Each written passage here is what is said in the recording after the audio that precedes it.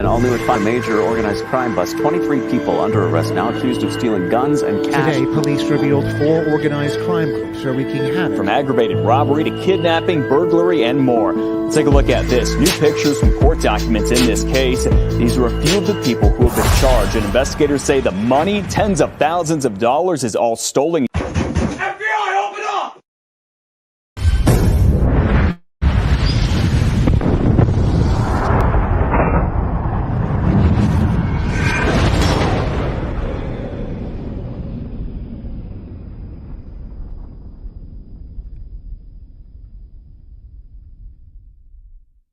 Welcome to this episode of Chattin with Staxx. I'm your host, Bill Staxx, and today I got Albert Sugar Bear Barbieri, also known as number 8 in your scorecard, number 1 in your heart. Stop, let him out. Now keep in mind, Chicky knows my father. They're good friends. 3 years. I get out. I'm stunned, confused. I go to 7th and Washington. Now, when I say this, 7th and Washington, there's a phone booth. I know that bar over there on 7th and Washington. They tell that story how that Skinny Razors joint. It could have been that bar there on the corner. They had a phone booth. But I remember going to 7th and Washington. There was a block or two away from 7th and Adden where the Zig and that game was. I call my father immediately. I tell him what happened. I said, Dad, Chicky came in. He slapped me in the face. I have no reason why. Because I don't know the reason why. I don't know. But we're going to find out the reason why. Where are you? Dad, I'm at 7th and Washington. Stay there. I'll be right there. Father comes, gets me. Drive around. Couple blocks. Come around. Pulls over. Stay here. I'm on a step of row home right across the street from the Zig and that game. My father goes, "You there?" A few minutes go by. Now my father comes walking out. Are you all bloody? No, I'm just back. No. They didn't. It wasn't that. It was just pummeling, kick, punch in the head, ballistic kick, that kind of stuff. I wasn't bludgeoned or anything like that. But scared, I'm scared. Like I said, I peed myself. So now my father comes walking out of the Zig and that game with Chicky. And my father has an expression on his face like he wants to just fucking, you stupid imbecile. Right? Comes to the step. My father says, "Go ahead, Chick. Tell the imbecile what he did wrong." My father's 2 favorite words: imbecile, moron. Call me. Chicky goes, "Sugar." Once in a while, he'd say "little blizz" too. Chicky Changalita would say it too. Blizz, little blizz. "Sugar, didn't I tell you to stay away from Spike? Didn't Fatty tell you? Didn't Fatty give you $200? And Fatty tell you, stay away from Spike? I'll take care of it." I said, "Yeah, Chick, you did." He says, "You can't come in my game, Sugar, and cause a commotion. I can't have it." What am I going to say? Right? So he goes into his pocket, takes out the 300. Here's the 300 he owes you. Stay away from him. Don't bother with him. You understand? Yeah, I understand. That's it, right? Chicky's about to go back. My father goes, "Hold on, Chick. Now, I want you to borrow my son from the game." There goes my father being a father. He knows I have no business being in this game with these type of guys that I can get in trouble. I don't want to get jammed up money. He may be thinking they're going to come to him. Now, my father always, when he started to learn that I was gambling, betting, he made it known. My son owes you money. Do not come to me. I'm not paying. Which, it was known. A lot of guys, sons of bookmakers, gangers, their fathers would bail out or whatever. Bail them out or my father made it. They'll milk them. Whatever. My father, no. You're not coming to me. So, but still, my father, why does that situation happen with my son? So, Chick, I want you to borrow my son. Chicky looks at him. "Really? Want me to borrow him?" "Yeah." Chicky goes, "Sugar, you're never allowed in my game ever again. You understand me?" I understand. Thank you. My father shakes his hand. Goes in, my father, we got in the car, my father fucking gave me a lecture. You fucking imbecile. Stay out. You want to be a wise guy? Is that what you want to fucking do? And that's how my father and I butted heads, because I had no direction. I lose my mother. I have no mother in my life. And then this is when I start to branch out. I moved to Anchorage, Alaska. What made you move to Anchorage, Alaska? Yeah, well, this was a... Now, I want to go to Anchorage, Alaska because I'm a baseball guy. I was very good at the game of baseball. There was an incident in my life in 1981 that was devastating to me. My college coach, I played 1 year at college baseball, junior college at Philadelphia Community College. And a scout from the Baltimore Orioles by the name of Dick Bowie, who was big-time scout in the Baltimore Orioles organization, was going to hold a showcase in Philly. And my college coach told me he wanted me to go there. He was there. His name is Chattin. He was a baseball guy. He wound up later being a minor league instructor with the White Sox for 27 years. And he says, Al, I want you to come to this showcase, but you're not going to come as a middle infielder. He knew I was a shortstop second, but he knew I was an infielder. He goes, but he knew I had a major league arm. This is 1981.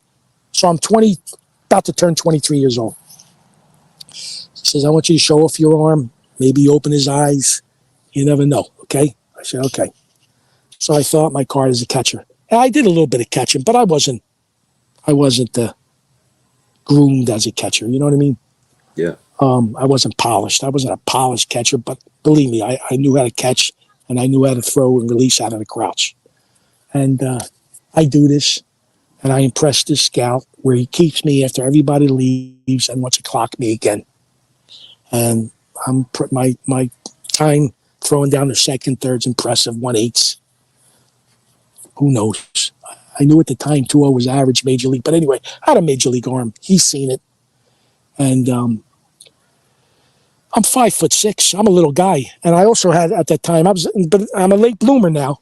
If I had this type of baseball skills and talent in high school, believe me, I would have got drafted maybe, or going to a nice college program, play Division I baseball or whatever. But I was a late bloomer. This guy tells me and Chattin, my junior college coach, he was the assistant coach, not the head coach, that he's going to refer the Baltimore Orioles to draft me in the supplementary draft. See, back then, they had the June amateur draft. There was the big draft. But then in January, they had the supplementary draft, the second phase draft. And I got excited. I'm like, wow. And I kept this to myself. Chet knew about it. There's only one living witness to this, and it's his son, Chet DeMedio's son, Doug, who I just recently approached about a year or so ago and asked him about it. He doesn't recall being there, but he was there. I just wanted to know what he remembers. Everybody's memory is different. He didn't remember really. But anyway, January of 82 came, and that phone call never came from the Orioles. And what it was, Dick Bowie died a month later after that little showcase. I didn't know about this. All I knew is the phone call never came. The head coach of my junior college, Henry Varlick, was an African-American guy. He's the one that had clout with the Orioles for some reason. It's a mystery. I don't know why. He wasn't this baseball guy, but he loved baseball. He was a coach at Philadelphia Community College. And for some reason, he had arm's reach. And we happen to have two kids from Philadelphia Community College get drafted in the 77 supplementary draft and the 78 supplementary draft. Terry Switten, kid by the two black kids. One by the name of Terry Switten. You can look them up. You can Google them, punch up their minor league stats. Terry Switten, and Stanley Hendrickson. And me and my father call Henry Varlick. Now, Henry Varlick's going to owe me a favor because my father helped Henry Varlick out a few times with money. Henry was Henry had his own skeletons with money, right? So anyway, Henry arranges for me to go down February in Miami where the Orioles are going to give me a little look-see. Beautiful. All right. I go. I put on a little clinic. Again, I'm a little guy, 5'6", with the ability to drive the ball. When you're at 5'6" and you can hit the ball in the gap and hit the ball a long way, that's going to open eyes. Got a major league arm. There, believe it or not, it's Cal Ripkin Sr. is the guy that's flipping to me when I'm doing this little look-see on the field. Just me, nobody else. Me and a few other Baltimore Orioles in uniform. And I distinctly remember Cal Ripkin Sr. He's flipping balls on his knee, and I'm throwing, and I'm taking BP too. Now I'm going to go into the player development office, and I got the feeling that they're going to offer me a contract. My one and only chance. My one and only chance. Because I'm 23 years old. And I go in there, and the player development guy by the name of Tom Giordano, never forget him, starts asking me questions. Where I played school, college. I tell him I played college 1 year, this, that. What do you do? Your mother, father, this. And all of a sudden he comes out, and your father, what's he do for a living? Excuse me. What's my father do for a living? What does that have to do with anything? Anytime somebody in this kind of conversation is, I would say my father's in the catering business. I would never say my father's a racketeer. You know what I mean? Yeah. Well, he says, Al, I'm sorry we can't go down this road with you. He hands me an envelope with the double rap sheet, my father's double rap sheet of all his pinches from 1947 to 1974. And that's how you get his arrest record? Yeah, I still have them. I actually burned the original, but I wind up making a photocopy because Chet admitted over the years, I carry this around like a disease because it was devastating for me. It was really devastating for me because it's my one chance to have a chance to play Major League Baseball. Because once you get to the minor leagues, it's all up to the baseball gods, right? Yeah. Yeah. So he hands me that in the envelope. I'm stunned. The plane ticket. I go home. I never tell my father. I just tell him I busted out in the tryout.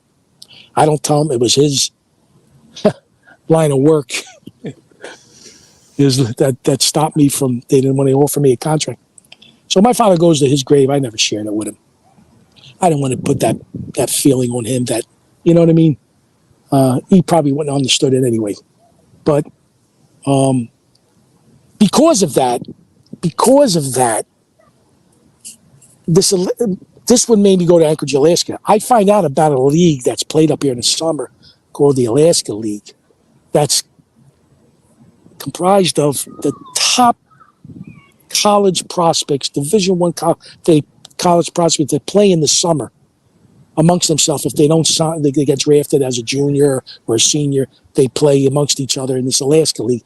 Okay, I find out about this league in an article, in a magazine article, in sometime in '83, and the article was featuring the Anchorage Glacier Pilots, who used to be the Seattle Pilots. 1969, I think they were last year or whatever. But it spelled it all out in this article. Beautiful stadium. Guys like Tom Seaver played in this league. Warren Camardi, Harold Raines, what's his name? Winfield. It's all high level people who The big time major leaguers. Winfield played in it. His first name is the tip of my tongue, but I can't. But a ton of guys. Okay, and I'm like, wow. And I call this number, and the general manager answers the phone. His name's Steve Agbaba. I'll never forget him. He's the general manager. He answers the phone, talking baseball, Steve Agbaba. And I tell him I read this article, and I get to the $1 million question. I go, is there a tryout? When is the tryout to this? Oh, he says, no, Al, there's no tryout. We only hold a tryout to the residents, kids that are residents of Anchorage, Alaska, because we just do it. But our manager of the team handpicks his team as his college season is going on in February, March, and April. He handpicks his players, the best of the best. Yeah. Southern California, UCLA, Pepperdine, all this, West Coast teams, mostly. And what? So you would go up there and live there? Well, I'm nuts. I love baseball. I know. I fucking know from 81. I know that I have validation that this scout from the Baltimore Orioles, Dick Bowie, told me to my face that he's going to recommend the Orioles sign me.